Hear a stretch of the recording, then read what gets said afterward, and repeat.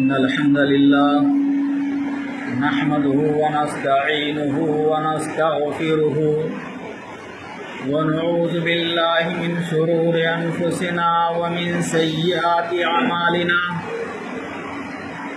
من يهده الله فلا مضل له ومن يضلله فلا هادي له وأشهد أن لا إله إلا الله وحده لا شريك له وأشهد أن محمدا عبده ورسوله أرسله بالحق بشيرا ونذيرا أما بعد فإن خير الحديث كتاب الله وخير الهدي هدي محمد صلى الله عليه وسلم وشر الأمور محدثاتها وكل محدثة بدعة وكل بدعة ضلالة وكل ضلالة في النار.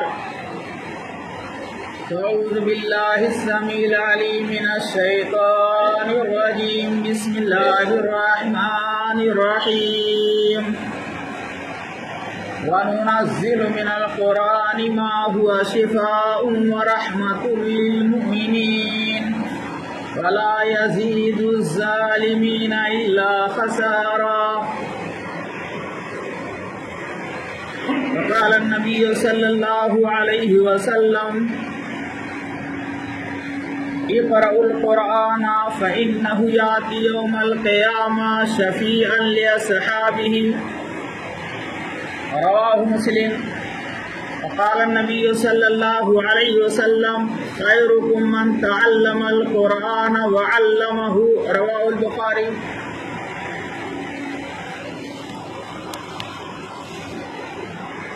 قابل احترام بزرگوں، دینی ملی بھائیوں، حاضرین جمعہ، سب سے پہلے ہم اللہ رب العالمین کی تعریف، توصیف، بڑائی اور بزرگی بیان کرتے ہیں جو ہمارا خالق ہے، رب ہے، مالک ہے اور بے شمار صفات کا حامل ہے، جو اپنی توحید الوہیت، توحید ربوبیت اور توحید اسماء و صفات میں یکتا، منفرد اور بے مثال ہے۔ الغرض اللہ رب العالمین کی جتنی بھی تعریف کی جائے کم ہے۔ الحمدللہ حمدا کثیرا طیبا مبارکا فیہ، سبحان اللہ وبحمدہ سبحان اللہ العظیم۔ اللہ کی حمد و ثنا کے بعد بے شمار درود و سلام نازل ہوں اللہ کے برگزیدہ نبیوں، پیغمبروں پر، خصوصاً آخری نبی جناب محمد رسول اللہ صلی اللہ علیہ وسلم پر، آپ کے صحابہ، صحابیات، تابعین، تابعات اور بزرگان دین پر، ان سب پر اللہ کی رحمتیں نچھاور ہوں۔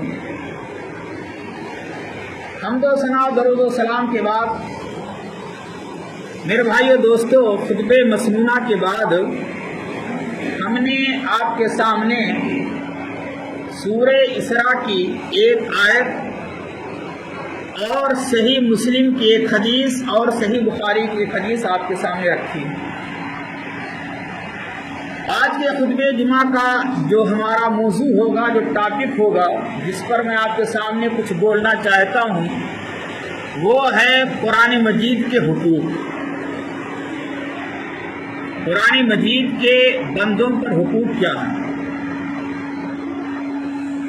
محترم حضرات، قرآن مجید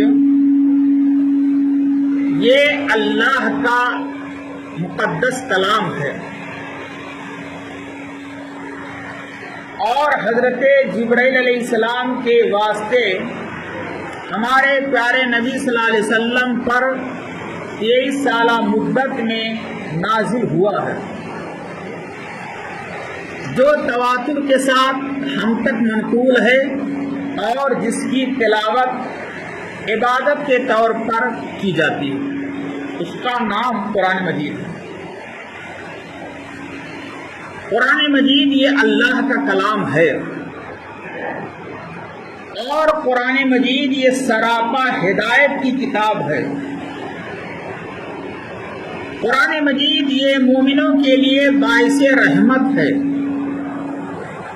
قرآن مجید یہ خیر و برکت کا ذریعہ ہے۔ قرآن مجید یہ انسان کو سیدھے راستے پر لانے کا ایک بہترین طریقہ ہے۔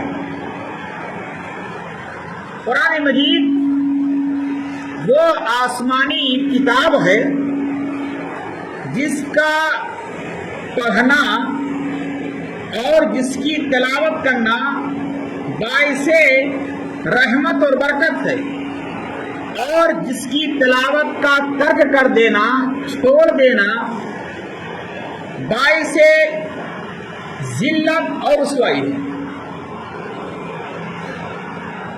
قرآن مجید یہ اسلامی شریعت کا سب سے پہلا ماخذ ہے، اور قرآن مجید وحی مطلوع ہے، یعنی اللہ کی طرف سے نازل شدہ ہے اور اللہ نے پیارے نبی پہ نازل کیا ہے، اور اس کی تلاوت کی جاتی ہے، اور اس کی تلاوت باعث رحمت ہے، اور اس کی تلاوت پر ہر حرف پر 10 نیکی ملتی ہے۔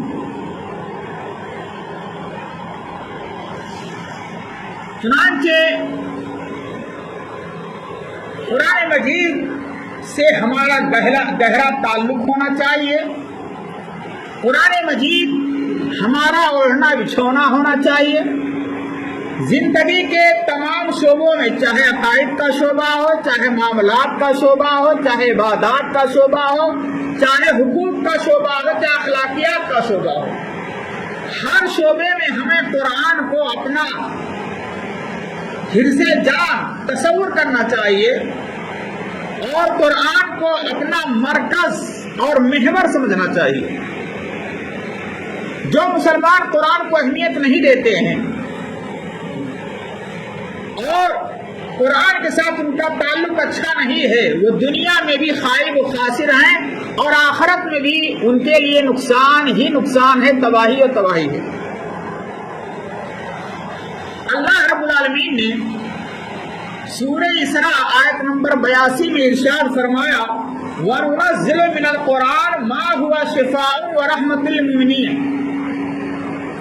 وَنُنَزِّلُ مِنَ الْقُرْآنِ، اور ہم نے قرآن مجید کو نازل کیا ہے، ہم ہی قرآن اتارنے والے ہیں۔ اللہ فرما رہا وَنُنَزِّلُ مِنَ الْقُرْآنِ مَا هُوَ شِفَاءٌ وَرَحْمَةٌ لِّلْمُؤْمِنِينَ، یہ قرآن سراپا شفا کی کتاب ہے، باعث شفا ہے، اور مومنوں کے لیے باعث رحمت ہے۔ اور اللہ رب العالمین ظالموں کو کے خسارہ میں اضافہ ہی فرماتا ہے، یعنی جو کافر ایمان نہیں لائے، قرآن پر ایمان نہیں لائے، قرآن کو ترک کر دیا، قرآن کو چھوڑ دیا، دھتکار دیا، ایسے لوگ خائب اور خسارے میں ہیں جن کا تعلق قرآن سے نہیں ہے۔ یہ اللہ رب العالمین نے سورہ اسراء کی آیت نمبر 82 میں اس بات کو واضح کر دیا کہ قرآن باعث رحمت ہے مومن کے لیے اور باعث شفا ہے۔ قرآن مجید کو اللہ تعالیٰ نے باعث شفا کہا میرے بھائی۔ یہ قرآن مجید کی عظمت ہے کہ جب سارے راستے مسدود ہو جائیں، ڈاکٹر جواب دے دے، دوائیں اثر نہ کریں، اسپتال سے مایوس ہو جائیں، تو ایک ہی سہارا ہے، اللہ کے کلام کا سہارا لو، قرآن کی صورتیں اور آیتوں کا سہارا لے کر کے شرعی رقیہ کرو، دم کرو، اور اس کے ذریعے سے اللہ تعالیٰ اللہ کے کلام، چونکہ اللہ کا کلام ہے، اللہ کی ذات عظمت والی ہے اور اللہ کا کلام بھی عظمت والا ہے، لہذا اللہ کے کلام کے ذریعے سے جب اللہ سے مدد طلب کرو گے تو ضرور اللہ تعالیٰ مدد دے گا۔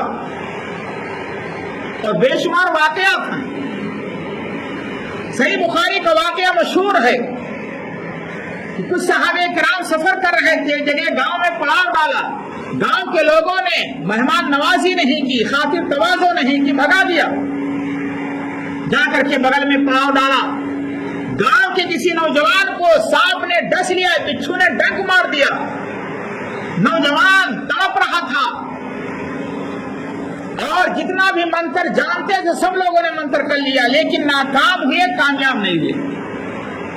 किसी ने मशवरा दिया ये बाहर के लोग हैं, आए हुए हैं, अल्लाह वाले लग रहे हैं, इनके पास चला जाए, हो सकता है इनमें से कोई मंत्र जानता हो। जंजीरों में जकड़ा हुआ उस नौजवान को ले जाते हैं और जो बाहर से आए हुए थे सहाबे किराम उनसे पूछते हैं कि आप लोगों में से कोई मंत्र जानता है? एक सहाबी अर्ज करते हैं जी हाँ मैं जानता हूं। कहा दम कर दो। कहा कि तुम लोगों ने हमारी ज़ियाफत नहीं की है, हमें भगा दिया, धुतकार दिया, इसलिए 30 बकरियां लूंगा। शर्त लगा दी, 30 बकरियां लूंगा।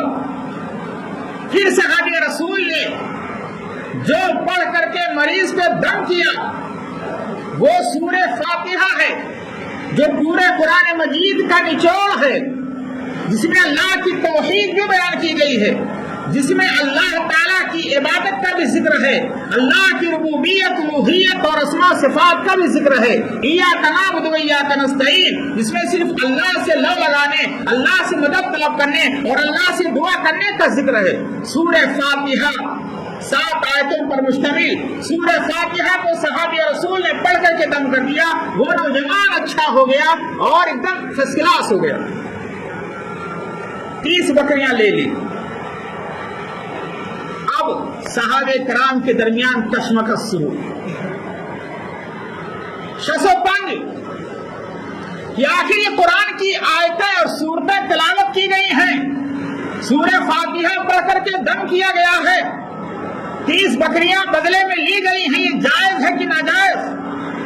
ये मसला उछल गया सहाबे किराम के दरमियान और ये मुकदमा पहुंचा दरबार नबी में, नबी करीम सल्लल्लाहु अलैहि वसल्लम के दरबार में कि ऐसा ऐसा माजरा हुआ है। आप मुस्कुराने लगे और कहा कि मेरे सहाबा 30 बकरियों में मेरा भी हिस्सा लगा दो। कुरान का मुआवजा नहीं हो सकता मेरे भाइयों, कुरान का मुआवजा नहीं लिया, ये मत सोचिएगा।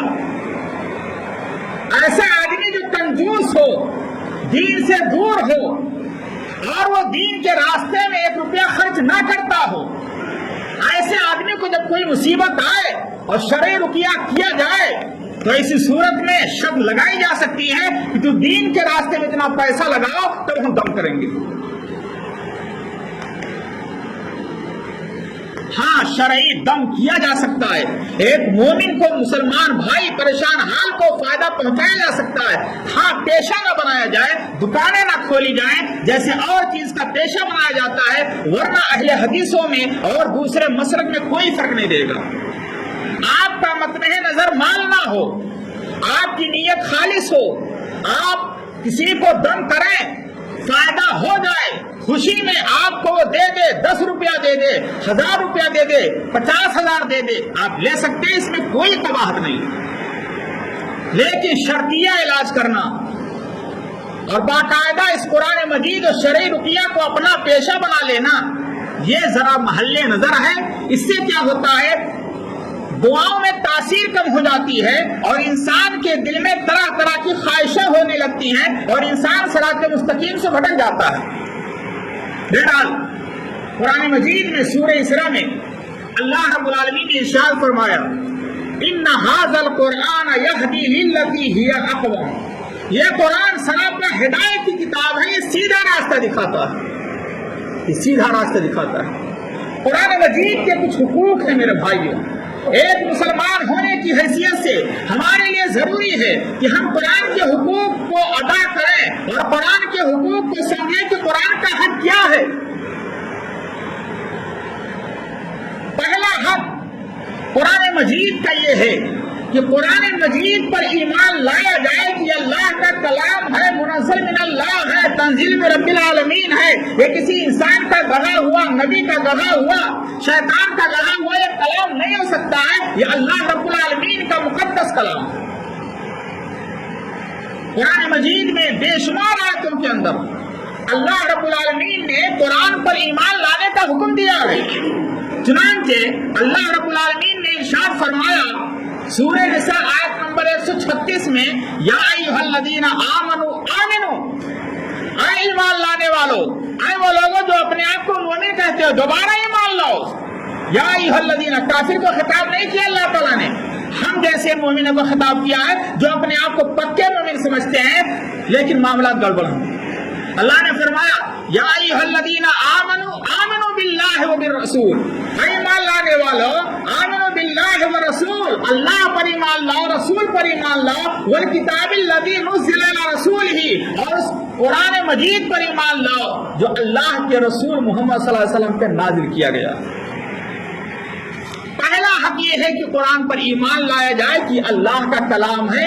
اس تعلق سے ہمارا ایمان ماشاءاللہ مضبوط ہے کہ اللہ قرآن مجید یہ اللہ کا کلام ہے، انسان کا کلام نہیں. قرآن مجید کا دوسرا حق یہ ہے کہ روزانہ پابندی کے ساتھ قرآن مجید کی تلاوت کی جائے. صبح و شام قرآن مجید کی تلاوت اپنا معمول بنا لیا جائے. صحیح مسلم کی حدیث ہے، پیارے نبی صلی اللہ علیہ وسلم نے ارشاد فرمایا اقرأوا القرآن فإنه یأتی یوم القیامہ شفیعا لأصحابہ. اے لوگوں قرآن مجید کی تلاوت کیا کرو، یہ قرآن مجید تلاوت کرنے والے کے حق میں قیامت کے دن سفارشی بنے گا. اور اللہ سے کہے گا یہ صبح و شام جب بھی موقع پاتا تھا، گھر میں، دکان پر، مسجد میں، مدرسے میں، جہاں موقع پاتا تھا قرآن کی تلاوت کیا کرتا تھا. اگر کہیں سکون نہیں ملتا تھا تو زبان سے ادا کیا کرتا تھا، مخصوص صورتوں کی تلاوت کیا کرتا تھا. اس کے حق میں تو میری سفارش قبول فرما. قرآن کی تلاوت سے یہ فائدہ ہوگا. اور آپ نے ماہ رمضان میں سنا ہوگا علماء کرام سے خطبہ سے، جمعہ کے خطبے میں اور ویسے بھی مواعظ میں، کہ قرآن اور یہ روزہ یہ قیامت کے دن بندے کے حق میں سفارش کرے گا، روزے دار کے حق میں سفارش کرے گا. قرآن کہے گا پروردگار اس کو ہم نے رات میں سونے نہیں دیا تھا، قیام اللیل میں قرآن کی تلاوت کیا کرتا تھا، اور جب بھی موقع پاتا تھا نماز میں اور دیگر اوقات میں قرآن کی تلاوت کیا کرتا تھا، تو اس کے حق میں میری سفارش قبول فرما. قرآن کا یہ دوسرا حق ہے میرے بھائیوں کہ قرآن کی تلاوت پابندی سے کرے، روزانہ کرے. صرف رمضان اور رمضان جو لوگ کرتے ہیں وہ گھاٹے میں، خسارے میں ہیں. بہت سے نوجوان دوستوں کو دیکھیں گے آپ، بہت سے بزرگوں کو دیکھیں گے، ماں اور بہنوں کو 11 مہینے توفیق نہیں ہوتی ہے، رمضان میں مقابلہ آرائی ہوتی ہے کہ ہم نے اتنے پارے قرآن ختم کیے، اتنے قرآن ختم کیے، اتنے پارے ختم کیے. باقی 11 مہینے سلنڈر. پابندی کے ساتھ روزانہ قرآن کی تلاوت کی جائے. اور قرآن کی تلاوت کے تعلق سے آپ کو بتلاؤں، جامع ترمذی کی صحیح روایت ہے، پیارے نبی صلی اللہ علیہ وسلم نے ارشاد فرمایا من قرأ حرف من القرآن، جس نے قرآن کا ایک حرف پڑھا اسے 10 نیکی ملی. میں یہ نہیں کہتا کہ الف لام میم ایک حرف ہے، بلکہ میں یہ کہتا ہوں کہ الف ایک حرف ہے، لام ایک حرف ہے اور میم ایک حرف ہے. جو مسلمان الف لام میم ادا کر دے گا اس کو 30 نیکی ملے گی. اللہ، 30 نیکی مل رہی ہے. 1 سیکنڈ 5 سیکنڈ رکھ لیجئے، 1 منٹ مان لیتے ہیں، الف لام میم آپ نے زبان سے ادا کر دیا، بیٹھے بیٹھے 30 نیکی مل رہی ہے. اور آپ کو حدیث سناؤ، صحیح روایت ہے، پیارے نبی صلی اللہ علیہ وسلم نے ارشاد فرمایا من قرأ بنیت آیت فی اللیلہ، فی لیلہ، جس نے 100 آیتیں ایک رات میں تلاوت کی، جس نے قرآن مجید کی 100 آیتیں رات کو تلاوت کی، کتب لہ قنوت لیلہ، اسے قیام اللیل کا پورا ثواب ملے گا. گویا کہ اس نے رات بھر اللہ کی عبادت کی اور قیام اللیل کیا، تہجد کی نماز پڑھی، پوری رات قیام اللیل کا ثواب اسے مل رہا ہے. اس پر قرآن کی 100 آیتیں تلاوت کرنے کی، 100 آیتیں تلاوت کی. آپ چاہے دیکھ کر کے پڑھیے، چاہے زبانی پڑھیے، شام کو سونے سے پہلے اپنا معمول بنا لو کہ ہم روزانہ شام کو بستر پر جائیں گے تو 100 آیتیں تلاوت کر کے ہی سوئیں گے. لیکن ایسا نہیں ہو رہا ہے، ہمارا حال کچھ اور ہی ہے. ہم تو موبائل میں مگن ہیں، ہم کسی اور دوسری دنیا میں لگے ہوئے ہیں، قرآن سے ہمارا واسطہ رابطہ ٹوٹا ہوا ہے۔ علماء نے لکھا ہے 100 آیتیں اگر پڑھنی ہیں تو آخری پارہ کی ابتدائی 3 صورتیں، سورہ نبا، اما تسالون، سورہ عبس، سورہ نازیات، ان تینوں صورتوں کو ملا لو، پابندی سے پڑھتے رہو، یہ تینوں صورتیں ملا کر کے کل 100 آیتیں ہو جاتی ہیں۔ جس نے 100 آیتوں کی تلاوت کی اسے قیام اللیل کا ثواب مل رہا ہے۔ اللہ اکبر۔ اور بعض علماء نے لکھا ہے کہ اگر آپ تینوں صورتیں نہیں پڑھ سکتے ہیں تو سورہ نبا، سورہ عبس اور سورہ ملک شامل کر لو۔ سورہ ملک کی فضیلت کے بارے میں حدیث میں آتا ہے، صحیح حدیث ہے کہ پیارے نبی صلی اللہ علیہ وسلم کو رات میں سوتے وقت سورہ ملک کی تلاوت کیا کرتے تھے، اور یہ سورہ ملک قیامت کے دن تلاوت کرنے والے کے حق میں سفارش کرے گا۔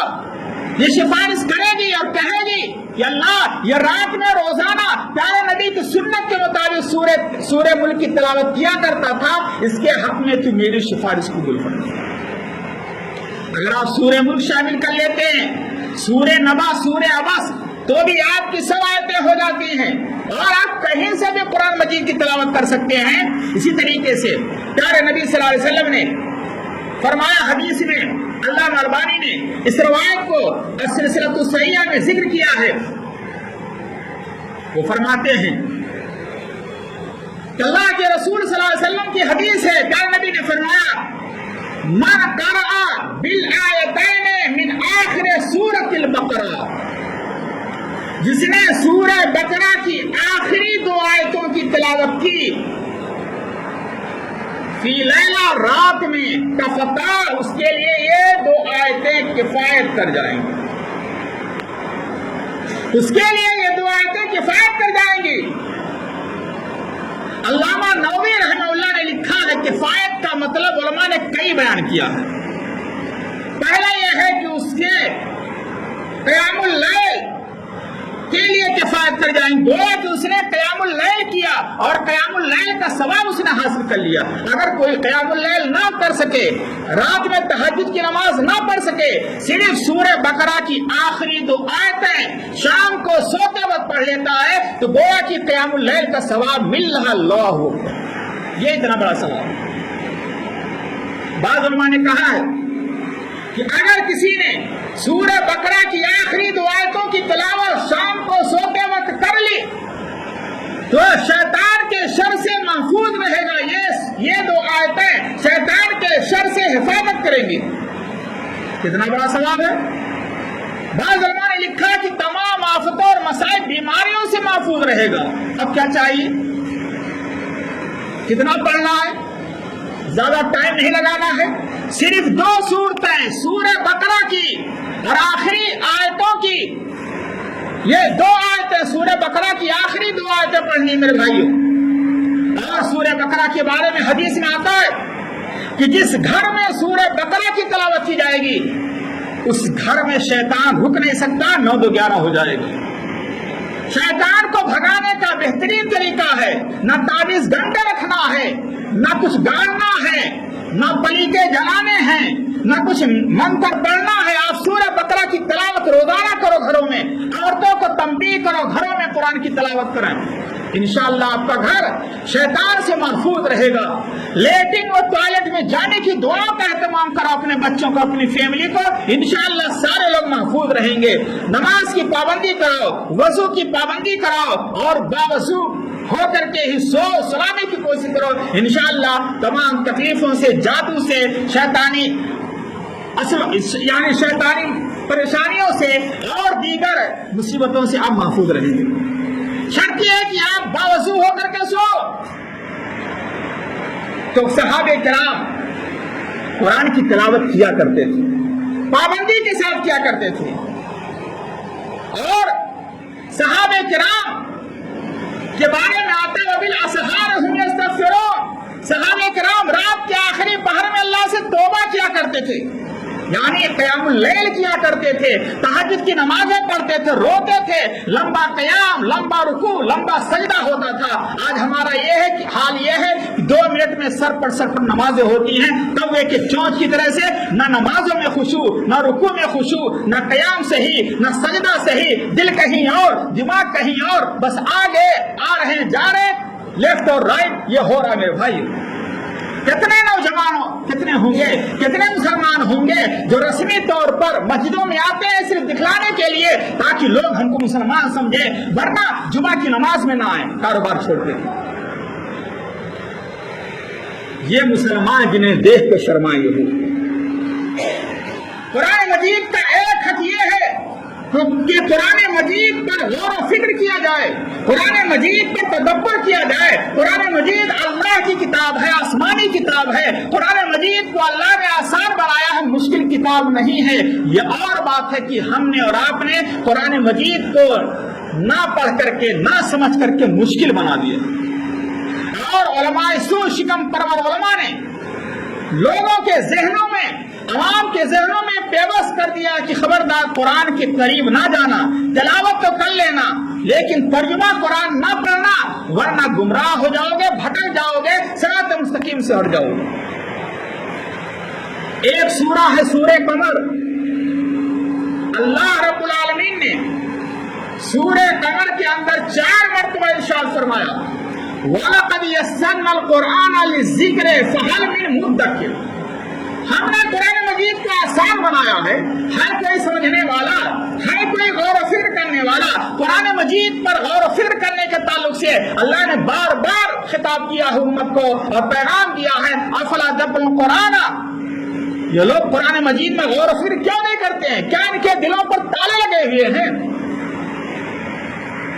اور قیامت میں رسول کہے گا، ہمارے نبی کہیں گے اللہ اس قوم نے قرآن کو چھوڑ دیا تھا، قرآن کی تلاوت کرنا چھوڑ دیا تھا، قرآن کو سمجھنا چھوڑ دیا تھا، قرآن کا ترجمہ پڑھنا چھوڑ دیا تھا، غور و فکر کرنا چھوڑ دیا تھا۔ بہت اہم مسئلہ ہے میرے بھائیوں۔ آج قرآن کے ساتھ جو برتاؤ ہمارا ہے، ایک مسلمان ہونے کی حیثیت سے ناگفتہ دے ہے، قرآن کے ساتھ بہت غلط برتاؤ ہو رہا ہے۔ کہیں تو تعویذ بنا کر کے گھول کے پلایا جا رہا ہے، کہیں قرآن کی آیتوں کی تعویذ بنا کر کے گلے میں لٹکایا جا رہا ہے، کہیں گردن میں باندھا جا رہا ہے، کہیں کمر میں باندھا جا رہا ہے، کہیں ڈلیوری کرائی جا رہی ہے نعوذ باللہ، اور کیا کیا نہیں ہو رہا ہے۔ یہی نہیں بلکہ قرآن کی تعویذ بنا کر کے تعویذ کو 70 بار 10 بار مارنے کا حکم دیا جا رہا ہے۔ قرآن کی تعویذ پہنتا ہے انسان، اس کا عقیدہ خراب ہوتا ہے، بدعقیدگی کا شکار ہوتا ہے۔ تعویذ پہنتا ہے انسان، لیٹرنگ اور ٹوائلٹ میں جاتا ہے، بیوی کے قریب جاتا ہے، سوتا ہے، تعویذ گردن کے نیچے، کمر کے نیچے جاتی ہے، قرآن کی بے حرمتی ہوتی ہے۔ اور قرآن کے نام پر غیر قرآن کی تعویذیں ہو رہی ہیں۔ کہیں پر 786 لکھا ہوتا ہے، کہیں پر یا غوث المدد لکھا ہوتا ہے، کہیں پر یا علی المدد یا حسین المدد لکھا ہوتا ہے، کہیں پر یا فرعون یا شیطان المدد لکھا ہوتا ہے۔ غیر اللہ کو یا جبریل یا میکائیل پکارا جاتا ہے۔ میرے بھائیو، یہ تعویذ کے نام پر ہو رہا ہے۔ کہیں پر تو ہم نئی دکان کھولتے ہیں، تبرک کے طور پر قرآن کو پڑھواتے ہیں اور قرآن خوانی کراتے ہیں، کہیں کسی کا انتقال ہو جائے تو بخشش کے لیے قرآن خوانی کراتے ہیں، اور اپنی بیٹی کو قرآن نہیں پڑھا سکے لیکن شادی کے لیے مولانا ترجمہ قرآن چاہیے، بیٹی کی شادی ہے، دینا ہے، تبرک کے طور پر بیٹی لے جا کر کے پیک کیے رہتی ہے اور ویسے ہی دوبارہ جاتی ہے تو مسجدوں میں بھجوا دیتی ہے۔ ہمارا حال یہ ہے میرے بھائی۔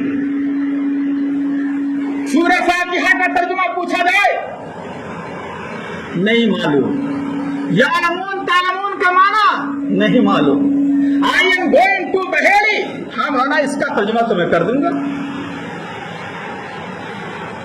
اس کا ترجمہ تو میننگ میں جانتا ہوں، I am going to Baheri, I am going to Lucknow, لیکن الحمدللہ رب العالمین سورہ فاتحہ کا نہیں معلوم۔ ہاں پڑھتا تو ہوں نماز میں۔ اب سوال یہ پیدا ہوتا ہے میرے بھائیوں، سوال یہ پیدا ہوتا ہے کہ ایک اسٹوڈنٹ ہو، کتاب پڑھتا ہو لیکن سمجھتا نہ ہو تو بتائیے وہ ممتحن کا پیپر حل کر پائے گا اور امتحان میں ایگزام میں وہ پاس ہو پائے گا؟ وہ سمجھتا ہی نہیں، خالی رٹتا ہے پڑھتا ہے۔ آج ہمارا حال قرآن کے ساتھ کیا ہے، یہ ہے کہ ہم بچوں کو تو حافظ قرآن بنا رہے ہیں، لیکن حافظ قرآن جن کے سینے میں 30 پارے ہیں، اس بچے سے پوچھا جائے کہ قل هو اللہ کا معنی بتا دو، نہیں بتا سکتا ہے۔ باپ سے پوچھا جائے، نہیں بتا سکتا ہے۔ جو حافظ قرآن ہے، جو قاری ہے، حافظ ہے، استاد کی حیثیت سے، اس سے پوچھا جائے، نہیں بتا سکتا۔ کیوں؟ ہم نے رٹا دیا ہے رٹو طوطے کی طرح سے، بچہ سمجھتا نہیں ہے۔ آج ہمارا حال کیا ہے؟ اگر میں آپ سے پوچھوں کہ آپ کی عمر 40 سال کی ہو چکی ہے، آپ کی عمر 50 سال کی ہو چکی ہے، آپ نے ترجمہ قرآن کتنی بار ختم کیا ہے؟ تفسیر کے ساتھ کتنی بار پڑھے ہیں؟ آپ کا کون سا پارہ چل رہا ہے ترجمہ قرآن کے ساتھ؟ سب ٹینٹے فس ہو جائیں گے، بگڑے جھانکنا شروع کر دیں گے میرے بھائیوں۔ نابا جی سوال کر رہے ہیں، یہ ہدایت کی کتاب ہے، اللہ کے احکام ہیں، اللہ کے احکام کا ہمیں معلوم نہیں ہے، بس ہم قرآن کو تبرک کے طور پر استعمال کر رہے ہیں میرے بھائیوں۔ اور قرآن کا ایک حق یہ بھی ہے کہ جو کچھ آپ نے پڑھا سمجھا اس پر عمل تو کرو، عمل کر کے دکھاؤ۔ ہماری زندگی قرآن کے احکام سے دور ہے، اللہ کچھ کہہ رہا ہے اور ہم عملی طور پر کچھ نمونہ اور پیش کر رہے ہیں۔ اللہ کہہ رہا ایسا نہ کرو، آپ کا عمل کہہ رہا نہیں ہم ایسا کریں۔ ہمارا حال اچھا نہیں ہے میرے بھائیوں۔ عمل سے زندگی بنتی ہے جنت بھی جہنم بھی۔ یہ خاکی اپنی فطرت میں نہ نوری ہے نہ ناری ہے۔ ضرورت اس بات کی ہے کہ قرآن کا یہ حق ادا کیا جائے، ترجمہ قرآن پڑھا جائے، چاہے ہندی زبان میں، چاہے اردو زبان میں، چاہے انگلش زبان میں، ہر زبان میں قرآن موجود ہے۔ آپ کے یہاں ہندی میں موجود ہے الحمدللہ، لیکن ہمارے گھروں میں موجود نہیں ہوگا، ہمارے گھروں میں موجود نہیں ہے۔ قرآن کا ایک حق یہ بھی ہے کہ قرآن پر جو کچھ عمل کیا جائے، زندگی کو سنوارا جائے، قرآن کے احکام کو دوسروں تک پہنچایا جائے۔ بلغوا عنی ولو آیا، میری ایک بات اگر معلوم ہے تو دوسروں تک پہنچاؤ۔ خیرکم من تعلم القرآن وعلمہ، تم میں سب سے بہتر وہ ہے جو قرآن مجید کو سیکھے سکھائے۔ قرآن مجید سے جس کا تعلق ہو جائے اس کا کیا کہنا؟ قرآن اللہ کا کلام، تبارک الذی بیدہ الملک، اللہ بابرکت۔ قرآن جو فرشتہ لے کر کے آیا وہ روح الامین کہلاتا ہے، جبریل امین کہلاتے ہیں۔ جس نبی پر قرآن نازل ہوا وہ سید الانبیاء ہو گیا۔ جس مہینے میں نازل ہوا وہ مبارک مہینہ رمضان کا، جس رات میں نازل ہوا لیلۃ القدر، اللہ اکبر۔ بتائیے جس کے سینے میں قرآن موجود ہو، 2-4 صورتیں ہی صحیح، 2-4 پارے ہی صحیح، وہ سینہ تمام سینوں میں سب سے افضل ہوئی ہے زمین پر۔ جس کا بچہ حافظ قرآن ہو، تمام بچوں میں، تمام اولاد میں سب سے افضل۔ اور جو باپ اپنی اولاد کو قرآن مجید سے تعلق جوڑائے وہ باپ تمام فادر میں سب سے بہتر ہے۔ قرآن کی تبلیغ کرو میرے بھائیو۔ آپ دنیاوی باتیں بتاتے ہیں، سیاسی باتیں دوسرے کو بتاتے ہیں، کاش کی قرآن کی باتیں تو بتائیں، ترجمہ قرآن تو پڑھیں، ترجمہ کی قرآن کی تلاوت تو کریں، قرآن کے ترجمہ پر احکام پر غور تو کریں، قرآن کے معنی پر غور کریں اور اپنی زندگی کو ڈھالنے کی کوشش کریں۔ یہ ہے پیغام میرے بھائی، یہ ہے قرآن مجید کے حقوق۔